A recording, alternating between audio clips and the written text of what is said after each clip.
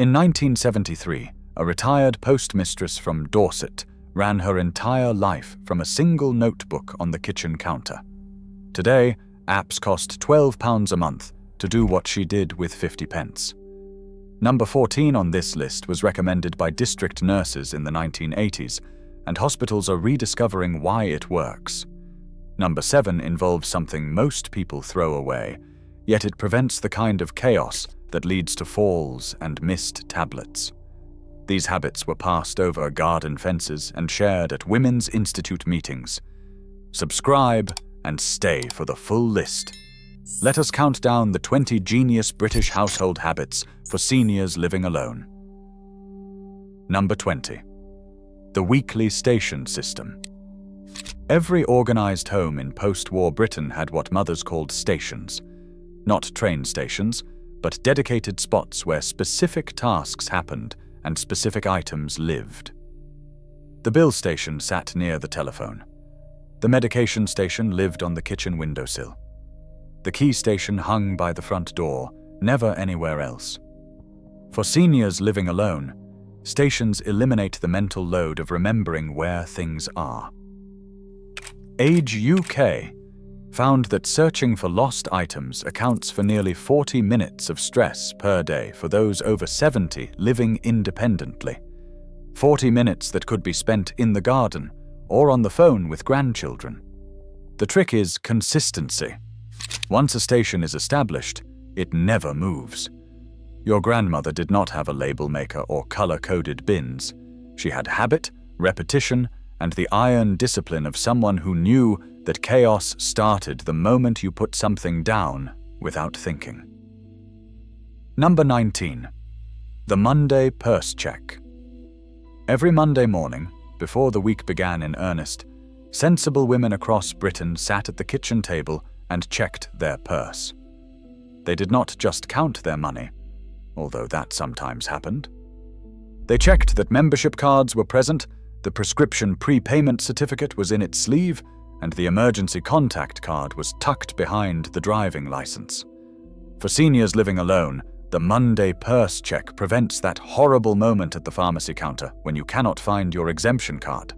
It takes 3 minutes and saves hours of stress. The habit extends beyond the purse. Some add a Monday diary review to confirm the week's appointments, and some do a Monday fridge check to note what needs eating. District nurses in Sheffield during the 1980s recommended this exact habit to patients managing complex medication schedules. Number 18. The sunset shuffle. As evening approached in well-run households, there was a ritual so automatic that most never thought to name it. The sunset shuffle was a slow walk through the house before settling for the night, checking that everything was where it should be. Doors locked, windows latched. Cooker knobs turned off and checked with a gentle touch. Handbag by the chair for tomorrow. Glasses on the bedside table. Glass of water filled and waiting. For seniors living alone, the sunset shuffle is not fussiness. It is safety woven into routine. The Royal Society for the Prevention of Accidents reported that most falls in the home occur in the evening hours, often when people move through dim rooms looking for items they cannot find. The shuffle eliminates the search. Everything is already in place. Some add a verbal checklist, spoken aloud to the empty kitchen. Door, cooker, bag, glasses, water.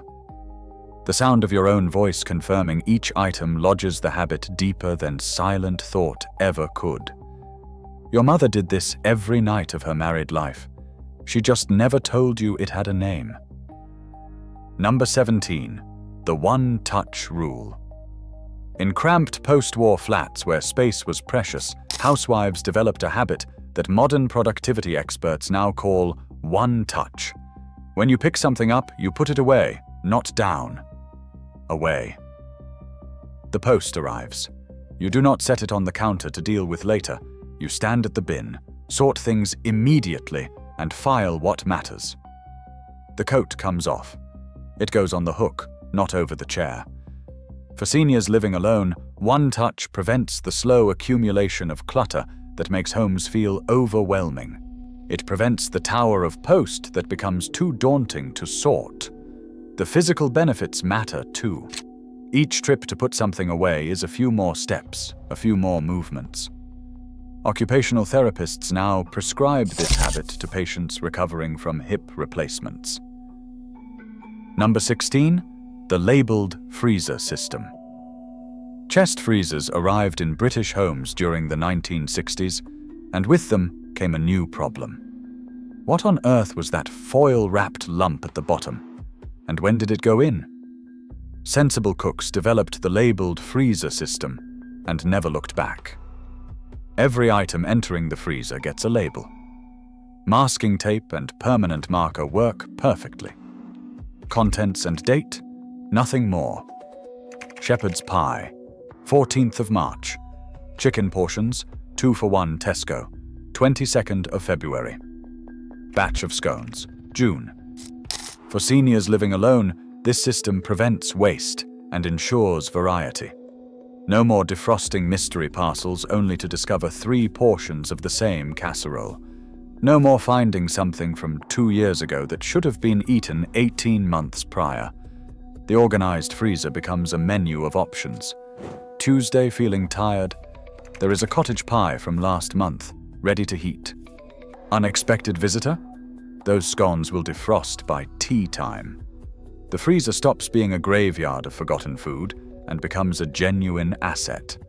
Some add a freezer inventory list on the door, crossing items off as they are used and adding new ones as they freeze. The same principle your mother used for the larder, adapted for the modern kitchen. Number 15. The medicine o'clock ritual. When the National Health Service introduced prescription charges in 1952, medications became something to take seriously. Not just swallowed, but managed. The medicine o'clock ritual emerged in households where tablets were too expensive and too important to forget. Medications are taken at the same time every day, linked to an existing habit that never varies. With the morning cup of tea, after the lunchtime news, before brushing teeth at night. The existing habit becomes the trigger, and the medication becomes part of the routine. For seniors living alone, managing multiple prescriptions, medicine o'clock prevents the dangerous muddle of, "Did I take that already?" Pharmacists report that nearly half of hospital admissions for people over 70 involve medication errors, often simple mistakes like double dosing or skipping tablets entirely. The addition of a weekly pill organizer, those plastic boxes with compartments for each day, transforms medicine o'clock from memory to certainty. If Tuesday morning's compartment is empty, you have taken Tuesday morning's tablets. No guessing required. District nurses in the 1980s distributed these boxes free to patients who struggled. The habit they taught alongside them was always the same. Link it to tea, and you will never forget. First pattern break. The power of the paper diary. Here is where things get interesting. In an age of smartphone calendars and digital reminders, the paper diary remains the most effective organizational tool for seniors living alone. Not because technology fails, though batteries do die. Not because screens are difficult, though small text certainly can be. But because the physical act of writing creates memory in a way that tapping a screen never can. Neurologists at Cambridge studied this in 2018. Handwriting engages motor memory, visual memory, and cognitive processing simultaneously. The appointment written in your own hand in your own diary is more likely to be remembered than the same appointment typed into a phone. The paper diary also never needs charging. It never updates overnight and moves all your buttons. It sits open on the kitchen counter, visible without being picked up, reminding you with its very presence that Wednesday holds a dental appointment and Friday expects the window cleaner. Your mother kept a diary from Woolworths, 2 shillings for the year. She never missed an appointment in 40 years. Meanwhile, we spend £300 on phones that we forget to check. Number 14. The clothing rotation. Wardrobes in well-organized households operated on a simple principle. What goes back goes to the left. Freshly laundered items are hung on the left side of the rail. When choosing what to wear, you always take from the right. The result is simple. Every garment gets worn in rotation. Nothing languishes unworn at the back for months. For seniors living alone, the clothing rotation serves multiple purposes. It ensures even wear across the wardrobe, extending the life of favorite items. It guarantees variety, preventing the easy slide into wearing the same 3 things every week. And critically, it reveals when something no longer fits, or when buttons need replacing, or when moths have visited uninvited. The system works for drawers too. Folded items go at the back. Take from the front. The jumper bought in 1987 that somehow never quite gets worn now comes forward. The rotation forces a decision.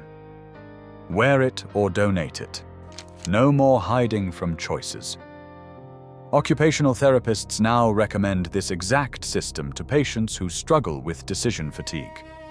Your grandmother called it common sense. Number 13. The daily destination. Isolation kills more reliably than most illnesses. Studies by the Campaign to End Loneliness found that prolonged solitude carries health risks equivalent to smoking 15 cigarettes a day. The antidote, practiced instinctively by generations of British seniors, is the daily destination. Every day includes one reason to leave the house. Not a vague intention, a specific destination with a specific purpose. Monday is the library. Tuesday is the post office. Wednesday is the charity shop for a browse. Thursday is the garden center for a cup of tea. Friday is the butcher for the weekend joint.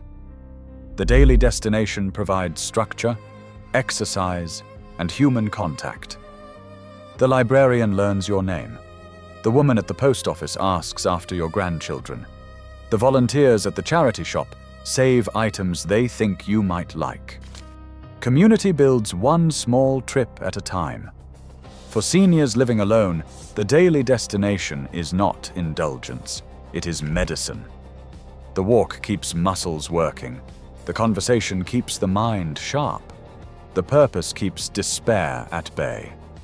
Your grandmother walked to the shops every day until she could not walk anymore.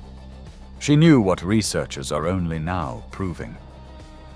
Behind the clock on the mantelpiece in thousands of British homes sat an envelope labelled in firm capital letters that read, "In case of emergency." Inside, a folded sheet of paper contained everything a stranger might need to know.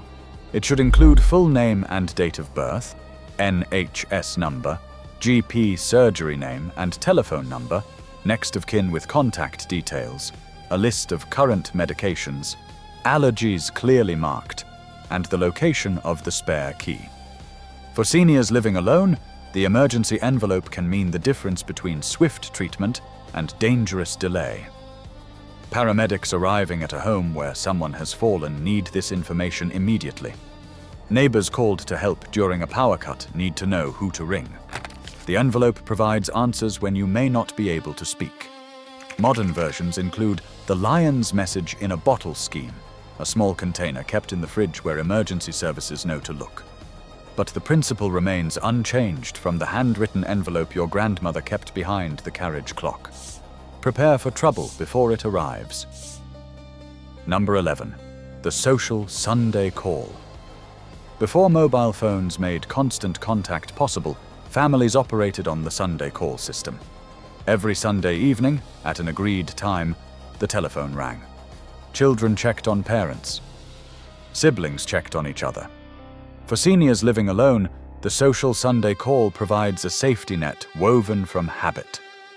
If the call does not come, someone notices. If the call reveals confusion or distress, someone acts. Some families now use daily text messages. Others prefer video calls. The method matters less than the consistency. Every day or every week, someone reaches out, and someone expects to be reached. The absence of the Sunday call was often the first sign that something had gone wrong. Number 10. The meal planning. Monday. Food waste in British households reached staggering levels during the prosperous decades. Perfectly good vegetables rotting in fridges, bread turning blue at the back of the cupboard. Meals planned in a moment of ambition, but never cooked. The meal planning Monday habit ended the chaos with 20 minutes of thought. Every Monday, you plan the week's meals. Not in elaborate detail, just the main evening meal for each day, chosen from ingredients already in stock and the week's shopping list. Monday, shepherd's pie using the mince in the freezer. Tuesday, fish fingers because they are on offer at Morrison's. Wednesday, soup from the vegetables that need using. For seniors living alone, meal planning Monday ensures proper nutrition, eliminates daily decisions, and dramatically reduces waste. The shopping list writes itself from the plan. The cooking becomes execution rather than invention. The fridge stays orderly because everything has a purpose. Nutritionists now prescribe this habit to elderly patients at risk of unintentional weight loss. The structure ensures eating happens even when appetite wanes. Number 9. The one-in, one-out rule. In modest terraced houses where storage was measured in inches rather than feet, the one-in, one-out rule kept chaos at bay. Every new item entering the home required an old item leaving. A new cardigan meant an old one went to the church jumble sale.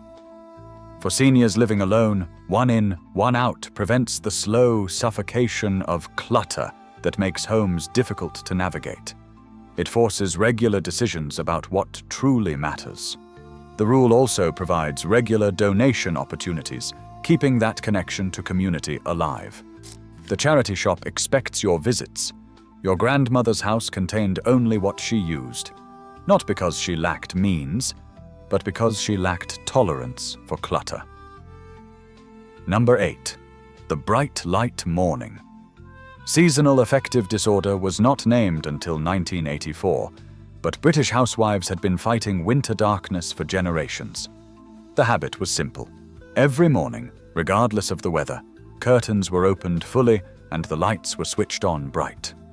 For seniors living alone, the bright light morning sets the body clock. It signals wake time to a brain that might otherwise drift, and it fights the gloom that long winters bring. The ritual extends to getting dressed properly every morning, even with no plans to leave the house.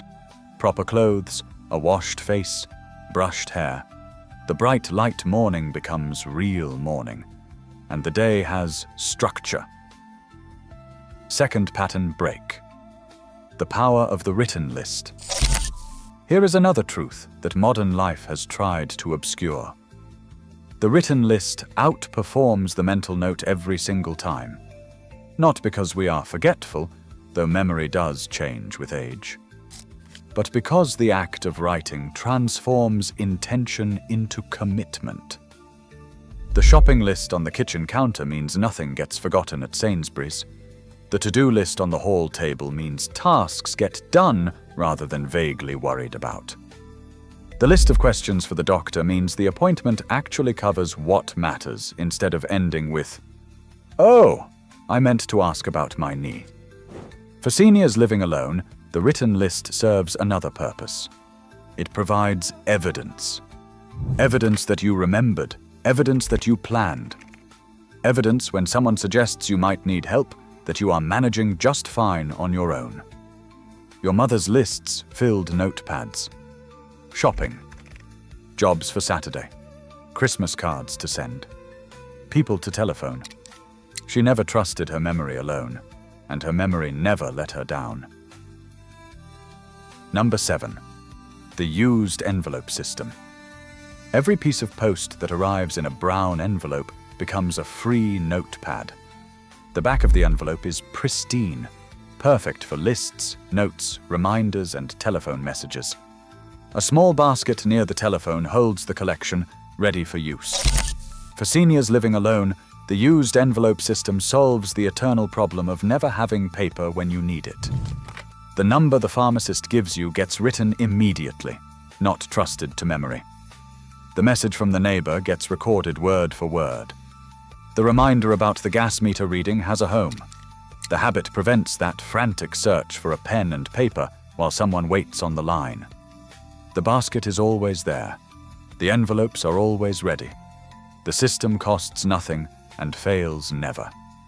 Some graduates of this system file the envelopes by month, creating a record of calls made, messages received, and numbers noted. The paper trail becomes a diary of daily life, far more useful than any app. The kitchen calendar hung in every British home, often featuring kittens or countryside scenes, always marking appointments in firm felt tip. Not tucked in a drawer, not buried in a phone. Visible, unavoidable, checked every morning, whether you meant to or not. For seniors living alone, the visible calendar provides orientation. What day is it? A glance at the calendar answers. What is happening this week? The marked squares reveal the answer. When is the television license due? The note in the corner reminds. The ritual of turning the page at month's end, reviewing the weeks to come, transferring from the old calendar to the new, becomes a moment of planning. The distant hospital appointment suddenly looks closer. The grandchild's birthday suddenly needs a card bought. Modern alternatives exist. Whiteboard calendars, digital displays. But nothing has improved on the paper calendar that costs £3 at the newsagent and serves faithfully for 12 months. Supermarkets are designed to overwhelm. Bright lights, loud music, crowds pushing past, offers screaming from every aisle. For seniors living alone, the solution is ancient wisdom applied to modern chaos. Shop when others do not. Tuesday morning at 9. Wednesday afternoon at 2. Any time that avoids the after-work rush and the Saturday stampede. The aisles are clear. The staff are available. The pace allows for careful checking of sell-by dates and careful comparison of prices. Some stores now offer dedicated quiet hours, reduced noise, and slower till service for those who need it. But the principle is older than the supermarket itself. Your grandmother shopped on Tuesday morning because Tuesday morning was quiet. The habit served her for decades. The slow shopping hour provides time to read labels, time to consider whether the item is truly needed, time to chat with familiar staff. The shopping becomes almost pleasant, a far cry from the ordeal it can be during busy hours. Number 4. The 2-minute tidy. Between tasks, before sitting down, at the end of any activity, 2 minutes spent tidying prevents hours of accumulated mess. The kitchen gets a quick wipe while the kettle boils. The sitting room gets a cushioned plump before the program starts. For seniors living alone, the 2-minute tidy maintains the home in a state of perpetual almost clean. No marathon cleaning sessions that exhaust. No overwhelming mess that demoralizes. The habit also distributes physical activity throughout the day. 2 minutes of movement here, 2 minutes there. Your grandmother's house was always ready for visitors because she never stopped tidying for long. Every bedside table should hold a small notepad and pen. The thought that arrives at midnight, the thing you must remember tomorrow, gets written immediately. Written and released. The mind can stop churning, and sleep can come. For seniors living alone, the night owl notepad prevents the 3 a.m. worry spiral. The thought about the prescription that needs ordering gets written. The reminder to telephone the grandchildren gets noted. The brilliant idea for the garden gets captured. Each thought, transferred to paper, stops demanding attention. Morning brings the list, ready for action. The middle-of-the-night worries, seen in daylight, often seem smaller. But they are handled, not forgotten. The notepad proves you are on top of things. Some add a small torch to the bedside collection, avoiding the need to turn on bright lights that banish sleep entirely. The notepad system works in near darkness with practice. Number 2. The single task focus. Modern life celebrates multitasking. Doing 3 things at once. Checking the phone while cooking, while listening to the radio. For seniors living alone, the opposite approach works far better. Single task focus, 1 thing at a time, done properly, done completely. Making tea? Make tea. Not making tea while sorting post, while wondering about tomorrow. Just tea. Then post. Then tomorrow. The focus prevents the errors that come from divided attention. The turned-on tap that gets forgotten. The medicine taken twice because the first dose did not register. Single task focus also allows full enjoyment of each activity. The tea is savored. The garden is properly seen. The conversation receives full attention. Life becomes a series of complete experiences rather than a blur of half-done tasks. Mindfulness experts now charge considerable fees to teach what your grandmother did naturally. 1 thing at a time. Finish before starting the next. And finally, number 1. The morning routine that never varies.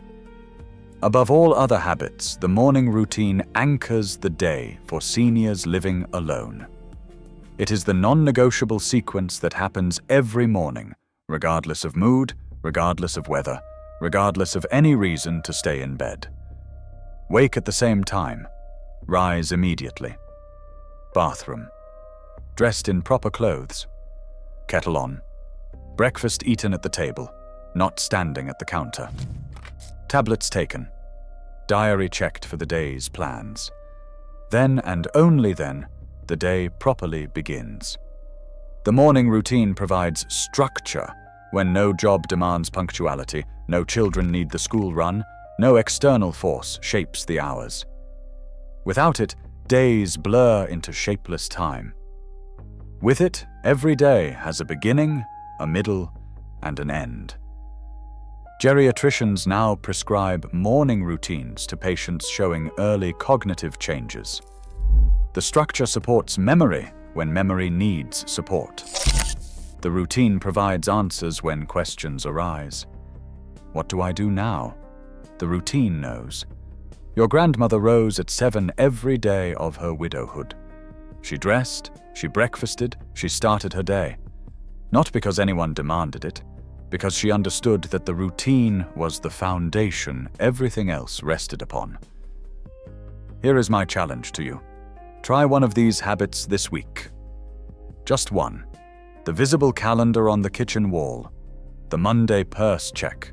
The sunset shuffle before bed. The morning routine that never varies. Then come back and tell me if your grandmother was just set in her ways, or if she actually understood something about organization that we have forgotten. I tested these over 3 months. My home runs smoother now than it has in years. The paperwork stays managed. The medications stay ordered. The days have shape instead of shapeless drift. Share which habit you are going to try in the comments. I want to know if the used envelope system gets more love than the one in, one out rule. I want to hear if anyone else's grandmother kept an emergency envelope behind the clock. Because these habits were not just fussiness. They were wisdom refined across generations. Wisdom that self-help books now sell for £20. Wisdom that apps charge monthly subscriptions to replicate. Wisdom that your grandmother gave away for free every time she tutted at your untidy ways. She knew. Now you know too.